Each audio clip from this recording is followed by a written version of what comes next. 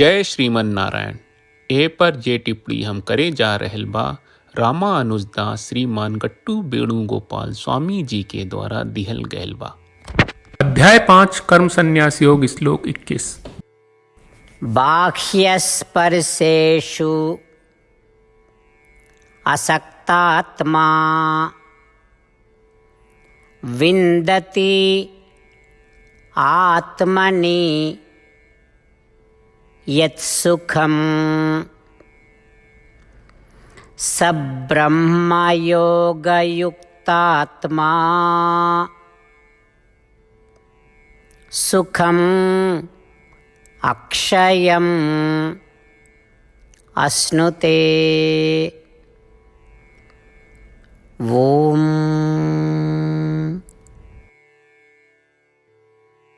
गीताचार्य श्री कृष्ण परमात्मा अर्जुन समेत हमनी सबके कर्म संन्यास योग सिखा रहल बाड़े।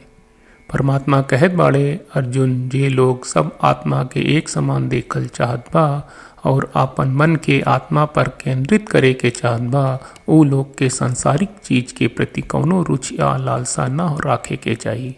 जे लोग सांसारिक वस्तुअन आ सुख के प्रति आपन रुचि कम कर देला और हमेशा आत्मा के चिंतन आ ध्यान करेला और ओकरा से सुख पावेला, कुछ समय के बाद उनका सांसारिक सुख बिल्कुल भी सुख न लागेला। एक बार जब ई भावना प्राप्त हो जाले और कहे कि ऊ लगातार आत्मा के विचारन में लागल रहला और आनंद लावेला, ता ऊ निश्चित रूप से आत्मा के प्राप्त कर लेला, जेकरा के ब्रह्म भी कहल जाला और ऊ शाश्वत आनंद में रहला। ई प्रकार श्री कृष्ण परमात्मा हमनी के सांसारिक वस्तुअन सुख के प्रति रुचि आ लालसा के कम करे के सुझाव दे रहल बाड़े और हमनी के शाश्वत आनंद प्राप्त करे खातिर आत्मा पर ध्यान करे के प्रोत्साहित कर रहल बाड़े। श्री कृष्ण परमात्मा के शिक्षा पर ध्यान करत और सांसारिक वस्तुअन के प्रति रुचि के त्याग करत आई हमनी के सब आत्मा पर ध्यान करी और परमात्मा के शब्दन के ई तरह से दोहराई। बाह्यस्पर्शेष्वसक्तात्मा विन्दति आत्मनि यत्सुखं स ब्रह्मयोगयुक्तात्मा सुखमक्षयमश्नुते। श्रीमद् भगवत गीता का पूरा सार श्री कृष्ण परमात्मा ने अध्याय 18वें के श्लोक 65 से 70 में 8 काम करे खातिर दिले बाड़े।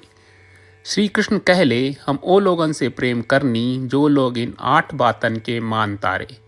हम ओ भक्तन के हर तरह से रक्षा करब। श्री कृष्ण परमात्मा के द्वारा बोलल गईल संपूर्ण भगवत गीता सुनला के बाद अर्जुन कहले, करिष्ये वचनम त्वा, जेके मतलब बा कृष्ण मैं वही करब जौन आप कही।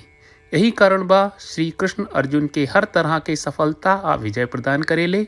आई परमात्मा के आपन व्रत देई कि हमनी के ये 8 गौ कर्म के पालन करी जा। ई वचन परमात्मा के देवे से बड़न कौनो पूजा तपस्या यज्ञ नहीं।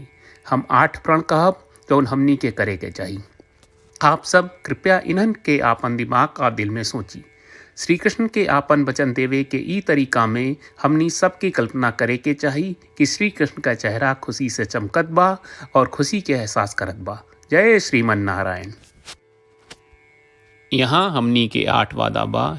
हमनी के पहला वादा, हे श्रीमन नारायण, आपका निर्देश के मुताबिक हम हमेशा तोहार ध्यान करब और तोहार बारे में सोचब। हमनी के दूसर वादा, हे श्रीमन नारायण, आपका सलाह का अनुसार हम हमेशा आपका भक्त रहब। हमनी के तीसर वादा, हे श्रीमन नारायण, हम आपन सब काम तोहरा सेवा के रूप में और तोहरा संतुष्टि खातिर करब। हमनी के चौथा वादा, हे श्रीमन नारायण, जैस की आप माने के कहले रहलू, हमरा बहुत विश्वास बा कि हम आपके होई और हम हमेशा आपन दोनों हाथ जोड़ के आपके नमस्कार करब और आपकी पूजा करब। हमनी के पांचवा वादा, हे श्रीमन नारायण, हमरा के तोरा बात माम एकम शरणम ब्रज 1866 याद कहले, जहाँ आप हमरा के आपन का अर्पित करे का कहा। श्रीमन नारायण, मैं हमेशा तोहरे शरण में रहब। हमनी के छठवां वादा, हे श्रीमन नारायण, हमरा के तोहरा बात माँ सुचहा 1866 याद कहले कि आप हमनी के शोक ना करे का आश्वासन दे रहे बड़े। हम अब और शोक ना करब। हमनी के 7वां वादा, हे श्रीमन नारायण, आपने हमरा खातिर श्रीमद् भगवत गीता के वितरण करके हम सब के कृपा कहले और आशीर्वाद दहले बा। हम वादा करत बानी कि रोजाना कम से कम एक श्लोक पढ़ब या सुनब। हमनी के 8वां वादा। हे श्रीमन नारायण, आप गीता के पूरा मानवता तक ले गयलू। हम गीता में आपके दिव्य वचन के उन भक्तन तक पहुँचावे के प्रयास करब जे गीता से अपरिचित बा। हे श्रीमन नारायण, हम उई करब जौन तू करे का कहब। हम ऐसन व्यवहार करब जैसन आप चाहत बानी और हम खाली आपका खातिर काम करब। श्रीमन नारायण के रोज आपन वचन देहल कि हम ओइस करब जैस आप कहत बानी। ई अपने आप में बड़न पूजा बा। श्रीमन नारायण, करशे वचनम त्वा। श्रीमन नारायण, हम तोरे निर्देश के मुताबिक काम करब। सर्वम श्री कृष्ण अर्पणम अस्तु। जय श्रीमन नारायण। बाह्यस्पर्शेषु असक्तात्मा विन्दति आत्मनि यत्सुखं स ब्रह्मयोगयुक्तात्मा सुखम् अक्षयम् अश्नुते। ओम। बाह्यस्पर्शेष्वसक्तात्मा विन्दति आत्मनि यत्सुखं स ब्रह्मयोगयुक्तात्मा सुखमक्षयमश्नुते। श्रीमन्नारायण, करिष्ये वचनं तव। सर्वं श्रीकृष्णार्पणमस्तु। जय श्रीमन्नारायण।